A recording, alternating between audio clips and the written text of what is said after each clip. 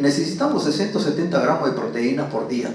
Si ingerimos 100 gramos, el exceso de proteína se elimina bajo la forma de urea. No hay manera de guardar proteínas en el ser humano. No hay forma.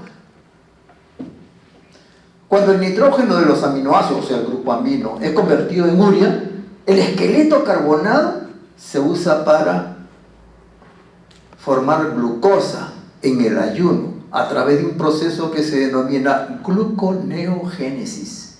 En cambio, en la fase postprandial va a servir para sintetizar ácidos grasos.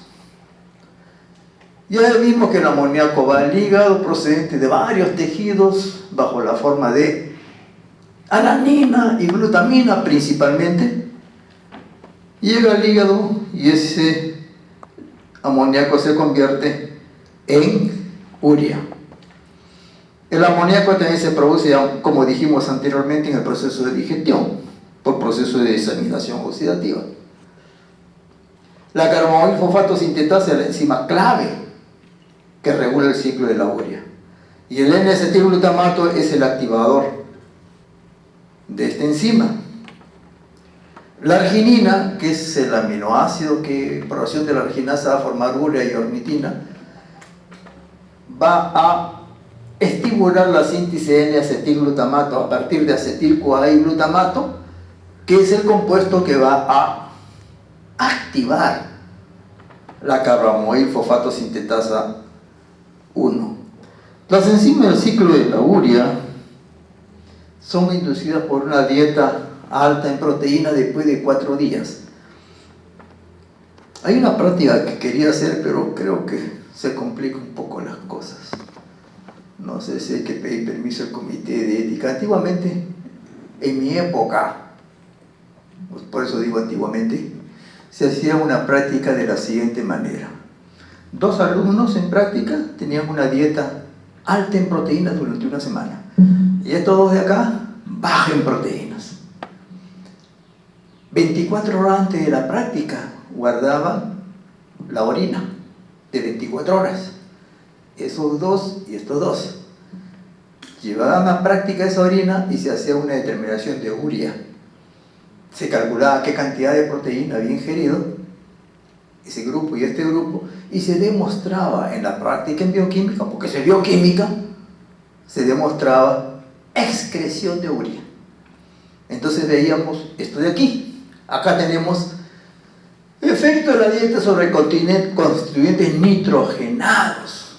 Ojo, este es nitrógeno ureico total. Este es nitrógeno de la urea. ¿Está correcto?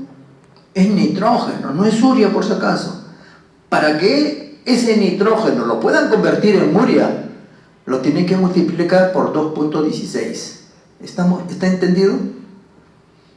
Hacen una regla de 3 vulgar y silvestre. Dice, ¿cuánto pesa la urea? 60.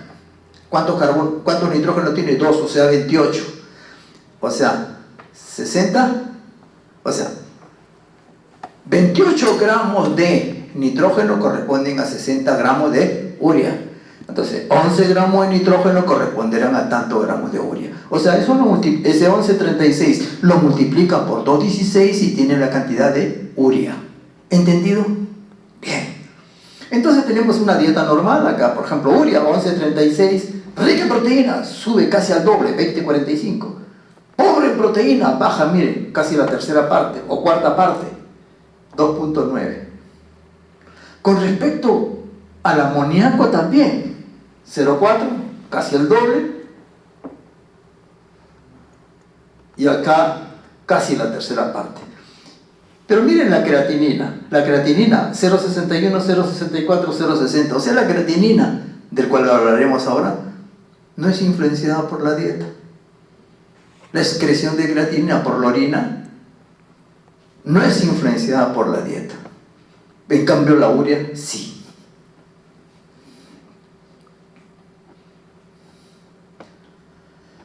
Durante el ayuno, los aminoácidos del tejido muscular se liberan a la sangre como alanina y glutamina. Eso ya lo vimos en el flujo de nitrógeno. Los aminoácidos ramificados los utiliza el tejido muscular como fuente energética. La alanina también se produce por el ciclo glucosa-alanina, y el intestino capta glutamina y lo convierte en alanina, citrulina, amoníaco. El hígado capta alanina y otros aminoácidos de la sangre y lo convierte en urea, el grupo amino, por acción de la ¿cómo se llama? Glutamato deshidrogenasa. El esqueleto carbonado lo puede convertir en glucosa y cuerpos cetónicos, como veremos después. Y los aminoácidos de las proteínas musculares que se van a liberar en la fase posabsortiva pueden ser utilizados como fuente de energía por otros tejidos. Ya dijimos nosotros en la clase anterior que el riñón capta glutamina, se convierte en glutamato y amoníaco, que sirve para mantener el equilibrio ácido-base, como dice aquí, tamponando los iones hidrógeno producidos por el ácido fosfórico, ácido láctico y los cuerpos cetónicos. Recuerden que el ser humano puede formar cuerpos cetónicos, forma cuerpos cetónicos todos los días. Y eso es normal, que se formen cuerpos cetónicos. Naturalmente existen situaciones patológicas en las cuales los cuerpos cetónicos se incrementan considerablemente. La alanina y serina, que se forman a partir de este glutamato, pasan a la sangre. El glutamato se convierte en alfa-cetoglutarato por transaminación, y ese alfa-cetoglutarato en el ciclo de Krebs, como han visto ustedes en metabolismo de carbohidratos, se convierte en malato. Y ese malato, en la fase posabsortiva, ojo, el malato en la fase posabsortiva sale de la mitocondria al citosol, y por acción del fosfanol-piruvato carboxiquinasa, que es la enzima clave de la gluconeogénesis, forma fosfoenol-piruvato. ¿En qué fase? La fase de ayuno. Y esto se exacerba cuando hace fase de ayuno, se prolonga. Bueno, es un resumen. Y acá tenemos el catabolismo de aminoácidos. Cuando nos encontramos en la fase de ayuno, inclusive ayuno temprano o ayuno prolongado, más aún el ayuno prolongado, ¿qué sucede con los aminoácidos? Los aminoácidos van a degradarse. Y en el proceso de degradación, esos aminoácidos van a formar, por ejemplo, leucina, lisina, triptofano, fenilalanina, tirosina y treonina van a formar acetil-CoA. ¿De acuerdo? Pero hagamos esta diferencia. El triptofano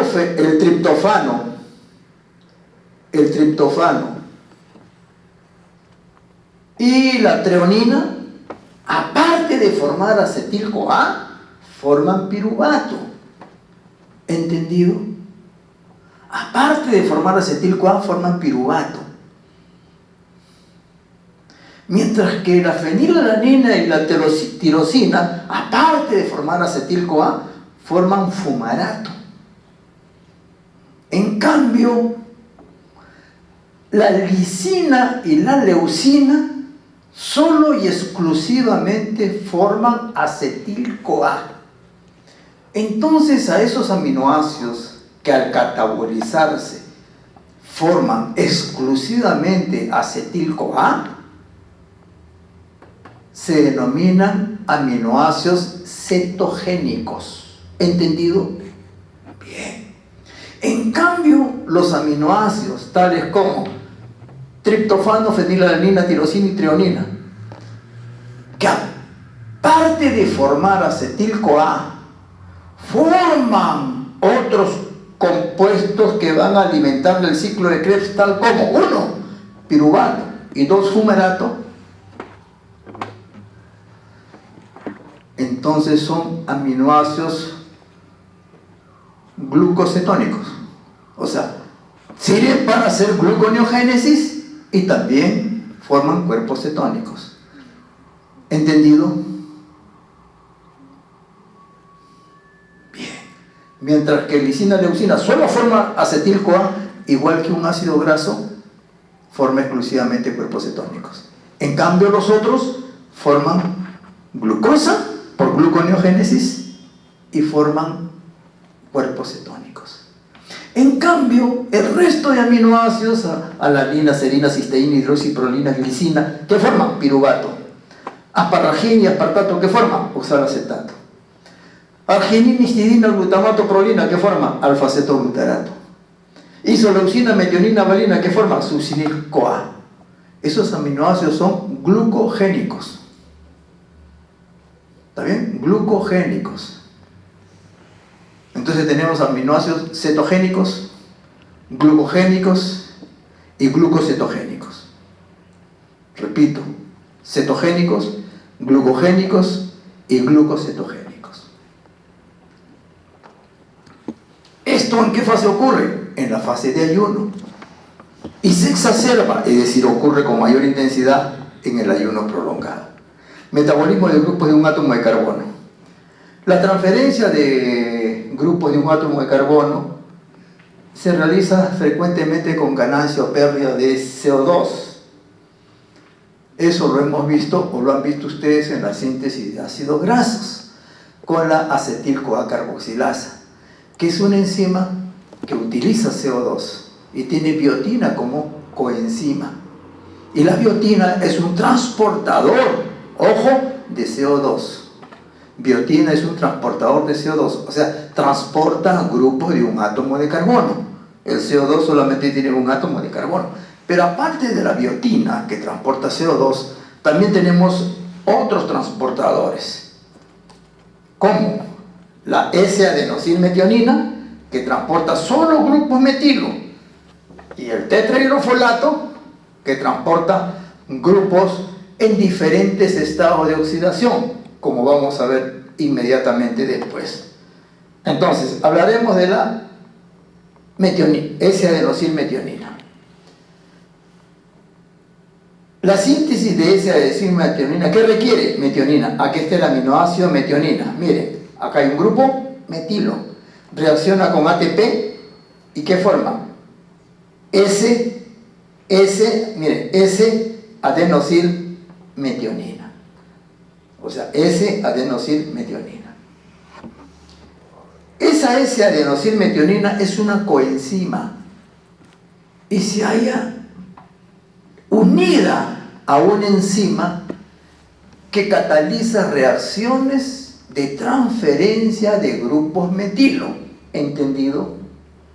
Esa S-adenosilmetionina es una coenzima. Y esa coenzima trabaja como una enzima. Y esa enzima se caracteriza por transferir grupos de un átomo de carbono. En este caso, transfiere grupos metilo. Aquí en el gráfico tenemos un aceptor. Y aquí olvidé de colocar, por ejemplo, este aceptor puede ser la norepinefrina. ¿Está bien? Hay una enzima que cataliza la transferencia de este grupo metilo a la norepinefrina. La norepinefrina queda convertido en epinefrina. ¿Correcto? La enzima, ¿qué hace? Transfiere grupos de un átomo de carbono. ¿Qué grupo? Metilo.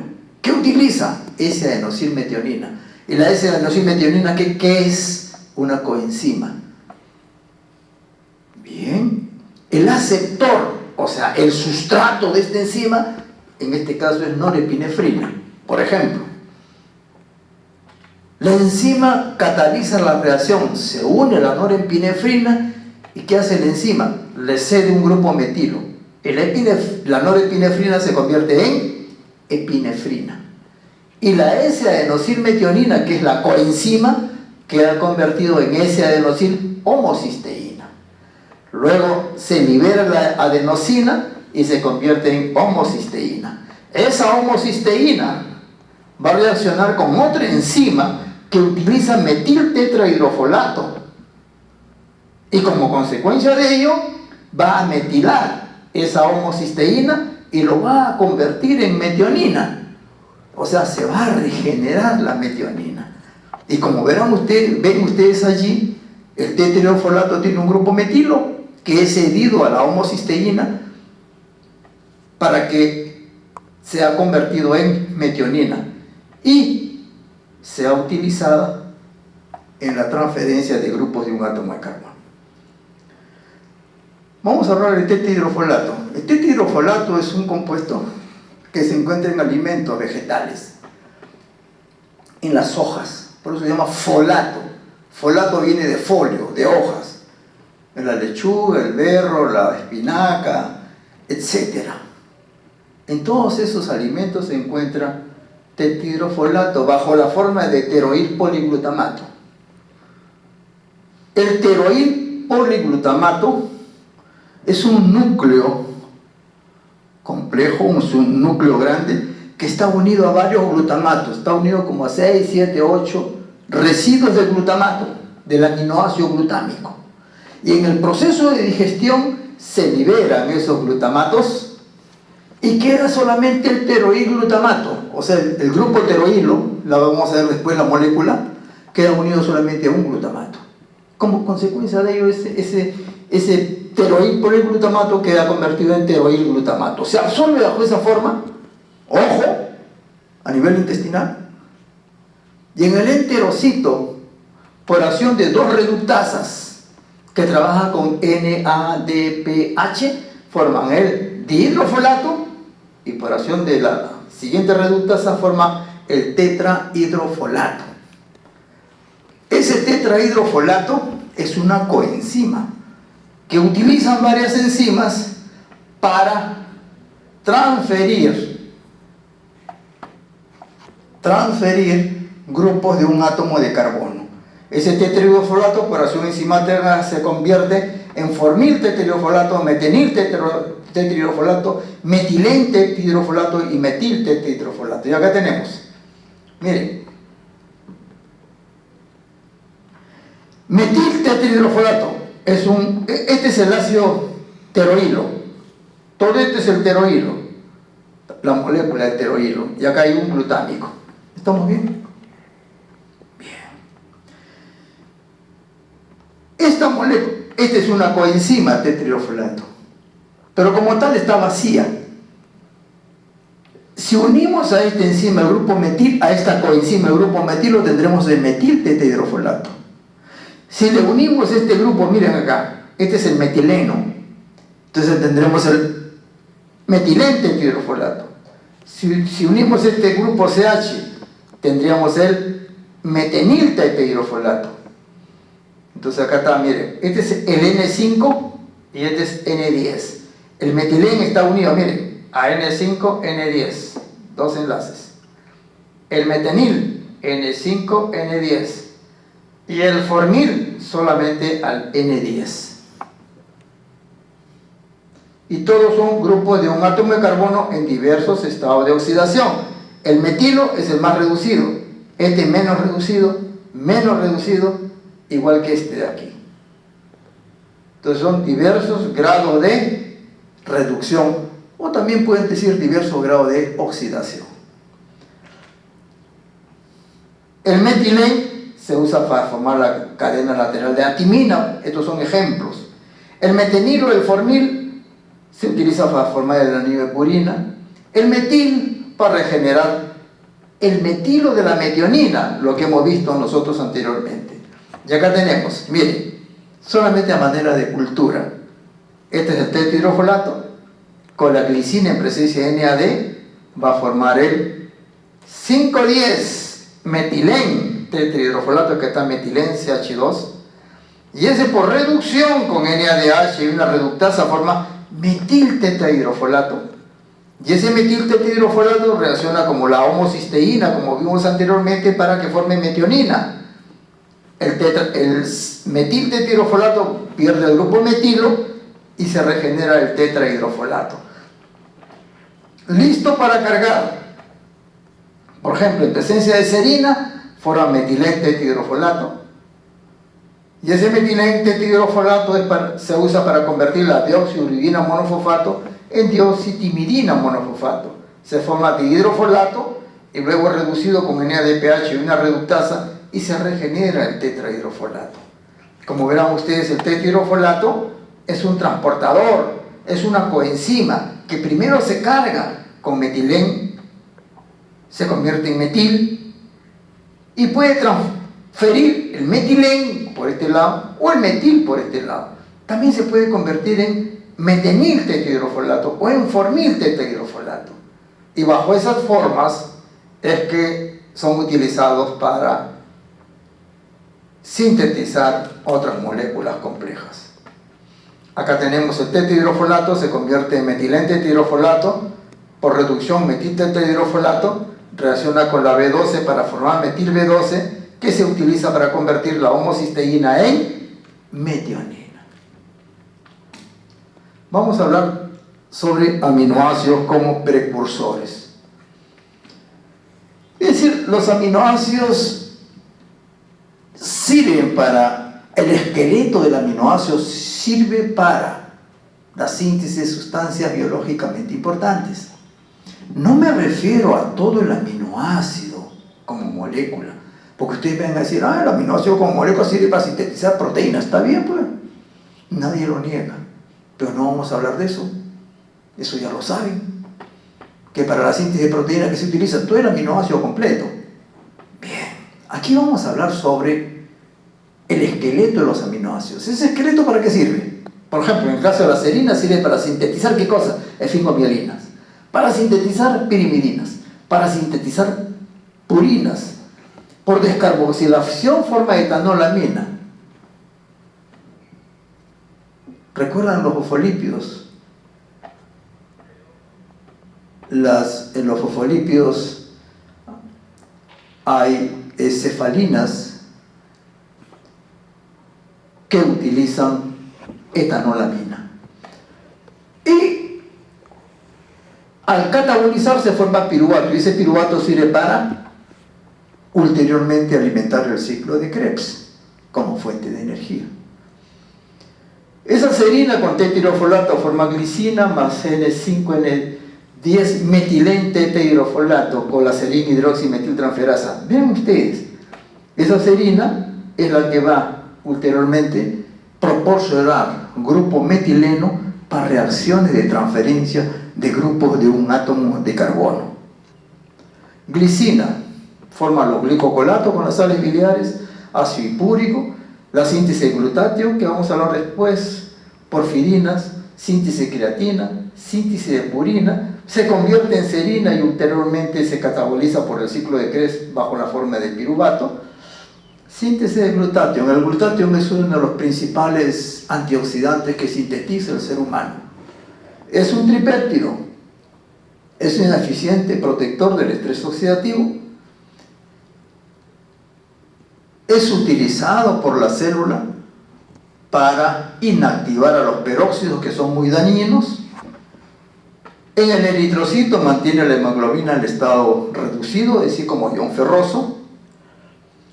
Ese glutatión, esta es la forma reducida. Cuando ese glutatión participa en reacciones destinadas a, por ejemplo, inactivar peróxidos, se convierte en glutatión oxidado.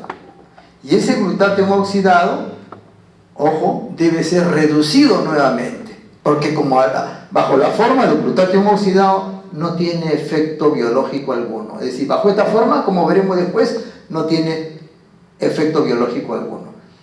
El glutatión se sintetiza a partir de glutamato con cisteína, para forma gamma-glutamilcisteína, y ulteriormente se incorpora la glicina y forman el glutatión. La forma activa del glutatión tiene este grupo sulfirilo. En su forma activa ese grupo sulfirilo está libre. Pero cuando ha participado en una reacción en la cual compromete su grupo sulfidrilo, entonces se forma el glutatión oxidado, que es este de aquí, caracterizado por este puente disulfuro entre los dos sulfidrilos.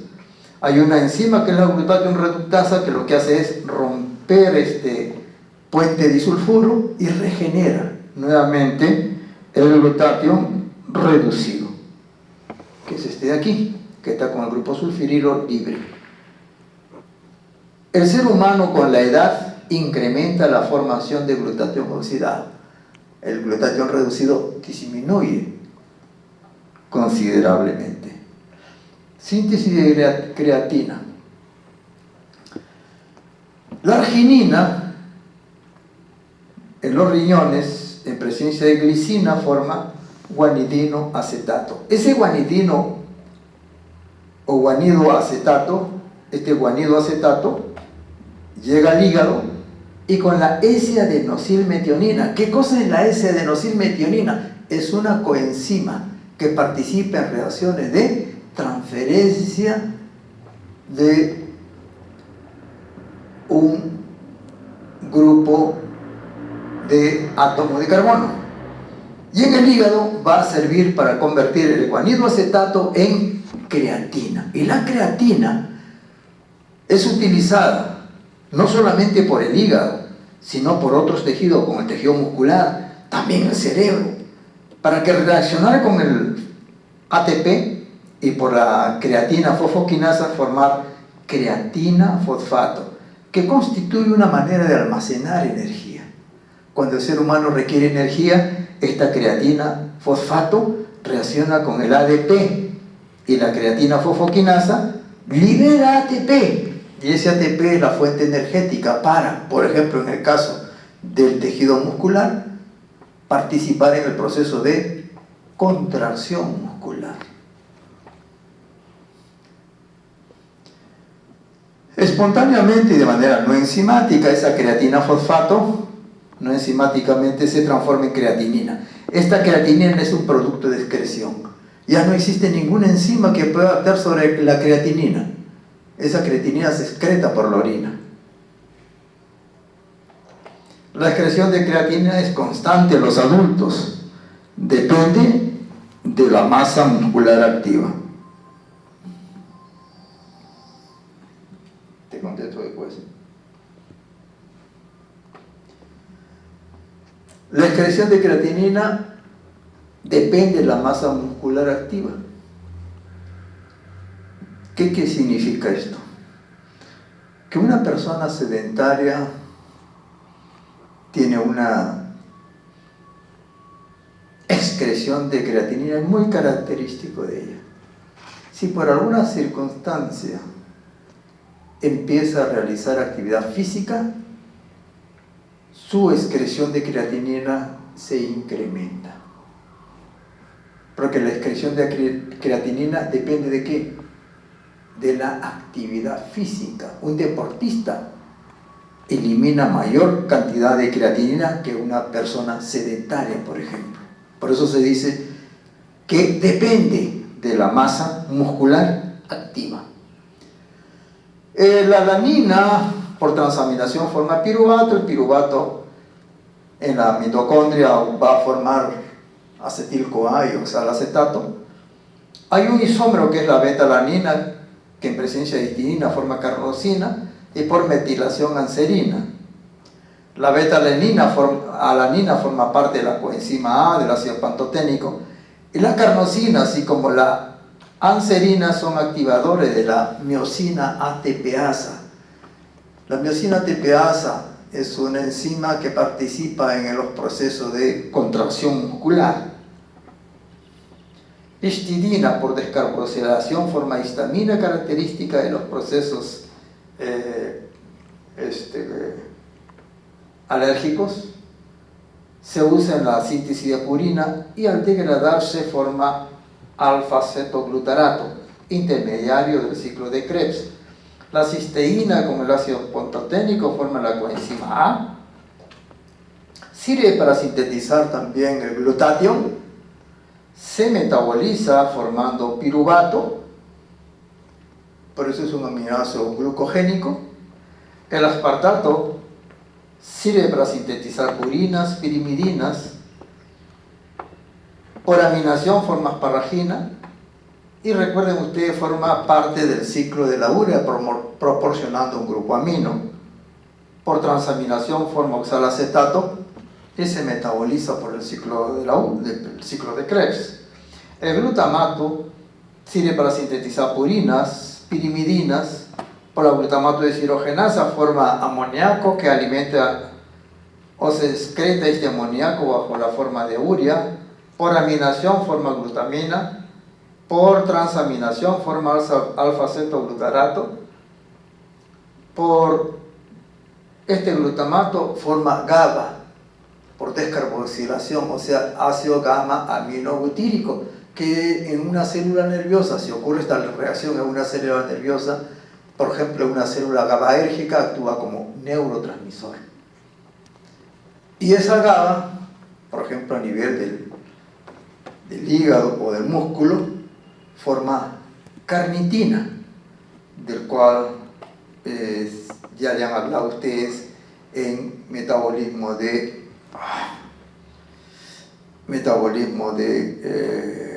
lípidos. La lisina, este es un aminoácido cetogénico por excelencia, forma solo acetil-CoA, y cuando forma parte del colágeno, esta lisina se hidroxila para formar hidroxilisina, solo cuando forma parte del colágeno. La lisina no se hidroxila cuando está como aminoácido libre. La metionina, nosotros acá colocamos una sola flecha, ¿no? Una sola flecha y la reacción. En realidad lo que está ocurriendo son una serie de reacciones, ¿no? Vamos a colocar todas las reacciones aquí. ¿Estamos bien? Solamente colocamos una flecha o dos flechas que implican naturalmente varias reacciones que han de conducir a la formación, como en este caso de succinil-CoA. La metionina es transformada en S-adenosilmetionina, S-adenosil-homocisteína, homocisteína, leucoserina, oxobutírico, propionil-CoA, hasta succinil-CoA. Es un aminoácido glucogénico. Son varias reacciones que ocurren. El triptofano, por ejemplo, acá colocamos una sola reacción. Eso no significa de que con una reacción se convierte en ácido nicotínico, no. Pero es el único aminoácido que va a convertirse en una vitamina hidrosoluble, el nicotínico. Por hidroxilación forma el 5-hidroxitriptofano y ulteriormente la serotonina. La serotonina es un neurotransmisor. Si este proceso ocurre en una célula nerviosa, es un neurotransmisor. Y ulteriormente también forma otro, que es la melatonina. Ese triptofano tiene la propiedad de formar acetil-CoA y alimentar el ciclo de Krebs. Aquí tienen todas las reacciones, acá el triptofano, miren. Todas estas reacciones que conllevan, por ejemplo acá, a formar ácido nicotínico, son todas estas reacciones. Pero nosotros solamente hemos puesto, miren acá, una sola flecha. Pero esa flecha implica todas estas reacciones. ¿De acuerdo? Solamente a manera de, digamos, de mostrar la utilidad que tienen estos aminoácidos en el ser humano, es que solamente colocamos una flecha y no todas las transformaciones metabólicas de que es necesario que ocurran para que se forme, en este caso ácido nicotínico, que sirve para formar nicotinamina adeninnucleótido, o sea, NAD y NADP, que son las coenzimas que se usan a nivel celular en los procesos metabólicos. Acá tenemos el triptofano que sintetiza serotonina, melatonina. Luego tenemos a la arginina, por acción de la arginasa forma urea y ornitina. La ornitina por descarboxilación, vimos en la clase anterior, forma putrescina, que sirve para formar esprimina. Y la ornitina también es utilizada para formar glutamato y ulteriormente alfa-cetoglutarato y alimentar el ciclo de Krebs. Esa arginina también, a través de varias reacciones, forma creatinina, que ya vimos anteriormente, sirve para, que es un compuesto, perdón, de excreción. ¿Qué son las poliaminas? Las poliaminas son sustancias, son compuestos, como dice su nombre, formadas por varios grupos aminos. Se sintetiza a partir de ornitina, como vemos aquí. A partir de ornitina se va a sintetizar putrescina y poliaminas. Estas poliaminas tienen carga positiva y el ADN tiene carga negativa. Esas poliaminas se utilizan para estabilizar el ADN. También pueden ligarse a proteínas y a ARN. Controlan las propiedades eléctricas de las membranas excitables. La síntesis de poliaminas está vinculada con la proliferación celular, porque se incrementa la proliferación celular, se incrementa la síntesis de ADN. Entonces, paralelamente debe incrementarse la síntesis de poliaminas. Por eso, cuando se activa la síntesis de ácido nucleico, también ocurre la síntesis de poliaminas. Aquí tenemos, por ejemplo, ornitina, putrescina, espermidina y espermina, que es una poliamina. Que tiene un grupo amino, dos grupos aminos, tres grupos aminos, cuatro grupos aminos. Fenilalanina, por la fenilalanina hidroxilasa, forma tirosina, y la tirosina en la glándula tiroides sirve para formar triiodotironina y la tetraiodotironina, que son hormonas tiroideas, la T3 y la T4. Se sintetizan a partir del aminoácido tirosina. Pero la tirosina, dependiendo del tejido, forma dopa, deoxifenilalanina, y por una descarboxilasa forma dopamina, y esa dopamina se convierte en norepinefrina.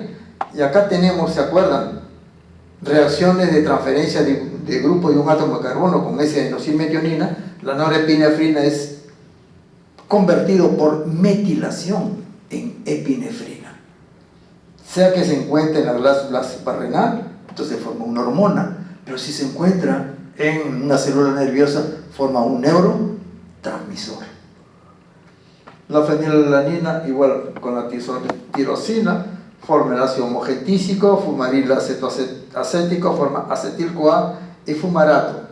Este es un aminoácido, los dos son aminoácidos glucocetogénicos. Por este otro lado, naturalmente acá colocamos una flecha o dos flechas, pero la reacción es mucho más compleja. Es súper compleja. Forma melanina de tipo mixto, melanina, feomelanina, que son responsables de la coloración de la piel en el ser humano. Bueno, esas son todas las reacciones.